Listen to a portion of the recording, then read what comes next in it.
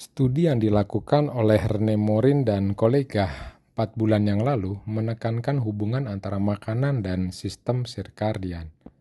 Krononutrisi dipahami melibatkan dua elemen kunci, waktu asupan makanan dan bagaimana nutrisi tertentu mendukung kesehatan secara keseluruhan, dan bagaimana waktu makan atau nutrisi tertentu dapat dengan cepat memengaruhi atau mengatur ulang jam internal kita.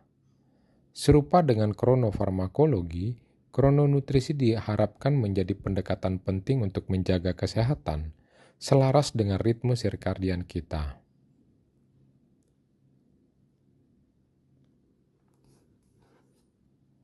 Pada parameter metabolik dan fisiologis seperti rasa lapar dan nafsu makan, oksidasi substrat, glukosa puasa, mikrobiota, serta ritme tidur dan suhu memainkan peran penting dalam ritme sirkadian. Dalam konteks yang berbeda, aktivitas fisik juga telah terbukti memengaruhi baik proses tidur maupun metabolisme dengan potensi optimalisasi manfaat kesehatan bergantung pada waktu olahraga. Olahraga merupakan modulator yang ampuh bagi metabolisme otot rangka dan memainkan peran kunci dalam pengelolaan penyakit metabolik. Menyesuaikan olahraga dengan ritme sirkadian individu tampaknya merupakan pendekatan yang menjanjikan untuk memerangi penyakit metabolik dan sebaliknya memaksimalkan manfaat kesehatan yang terkait dengan olahraga. Beberapa hal yang telah dikaitkan dengan sejumlah dampak kesehatan yang merugikan terkait dengan disritmis sirkadian termasuk penyakit kardiovaskular, diabetes, obesitas, kanker, tukak gastrointestinal, gangguan fungsi kognitif, bahkan hingga penurunan kesejahteraan atau kebugaran secara umum. Pekerja shift juga berisiko lebih tinggi mengalami insiden akibat kerja dan sering menderita gangguan kerja yang ditandai dengan insomnia, rasa kantuk yang berlebihan, dan total waktu tidur yang lebih pendek. Beberapa penelitian menunjukkan bahwa olahraga yang diatur waktunya dengan tepat berpotensi meningkatkan kualitas tidur, yang merupakan penanda kesehatan individu yang berisiko terkena penyakit metabolik. Beberapa penelitian telah merekomendasikan pengenalan aktivitas fisik selama shift sebagai tindakan pencegahan potensial untuk meningkatkan kesejahteraan dan mengurangi risiko kesehatan yang ditimbulkannya. Mengenai waktu olahraga, beberapa studi tidak menemukan perubahan signifikan dalam parameter kesehatan yang dinilai antara olahraga pagi dan malam, sementara studi lain melaporkan respons sistem saraf otonom yang berbeda tergantung pada waktu olahraga.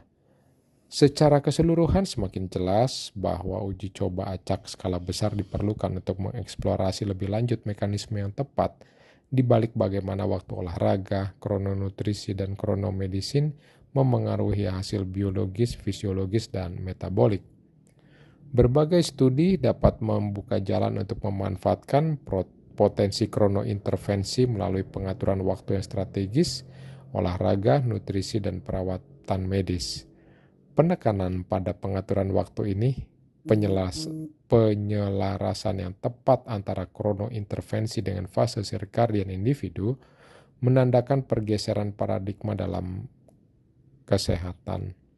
Pemahaman mendasar tentang kronobiologi termasuk komponen genetik, fisiologis, dan perilaku sangat penting untuk mengembangkan intervensi kronoterapi yang lebih efektif. Dulu dianggap perifer, tidur, dan keselarasan sirkadian kini diakui sebagai pilar utama kesehatan, di samping nutrisi dan aktivitas fisik.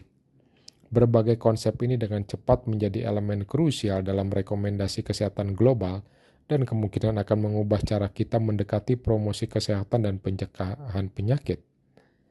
Waktu telah muncul sebagai faktor penting dalam kronomedicine dan krononutrisi. Pemahaman baru ini menyegarkan kembali berbagai prinsip dasar kronobiologi, menjadikannya relevan dan revolusioner ketika diterapkan dengan presisi.